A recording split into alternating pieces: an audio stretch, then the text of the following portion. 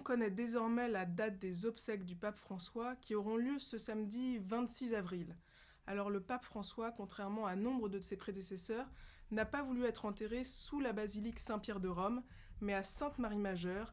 Sainte-Marie-Majeure, c'est une basilique très chère au cœur du peuple romain, puisque les fidèles viennent y vénérer une vierge qui fait des miracles. La célébration des funérailles va être légèrement différente de celle de ses prédécesseurs, puisqu'en 2024, le pape François a fait modifier les normes des funérailles pontificales. En fait, jusqu'à la tombe, et comme durant tout son pontificat, il a voulu montrer que le pape n'était pas un puissant de ce monde, mais vraiment un pasteur et au fond un homme comme les autres. Pendant les préparatifs de l'enterrement, les cardinaux continuent à affluer vers Rome du monde entier. Ils sont 252, dont 135 cardinaux dits électeurs, c'est-à-dire qu'ils ont moins de 80 ans, et vont être amenés à voter pour le prochain pape. C'est celui qu'on appelle le cardinal Camerlingue qui assure l'intérim, en l'occurrence le cardinal Kevin Farrell, celui qui a annoncé la mort du pape. Le conclave qui doit permettre l'élection du pape doit commencer dans un délai de 15 à 18 jours à compter de la mort du pape. Pendant tout ce temps, en fait, le conclave a déjà commencé, puisque les cardinaux ont des réunions qui s'appellent des congrégations générales. Pendant ce temps-là, ils discutent de l'avenir de l'Église et chacun peut prendre la parole.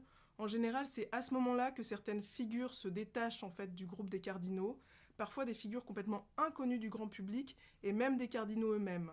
Donc ça a été le cas par exemple du pape François qui avait fait forte impression dans ses congrégations générales. Les cardinaux électeurs entreront ensuite en conclave et ils seront complètement coupés du monde. Ils logent à la résidence Sainte-Marthe, les votes ont lieu à la chapelle Sixtine et ils n'ont absolument pas le droit de communiquer avec l'extérieur pendant tout ce temps, au risque d'être excommuniés.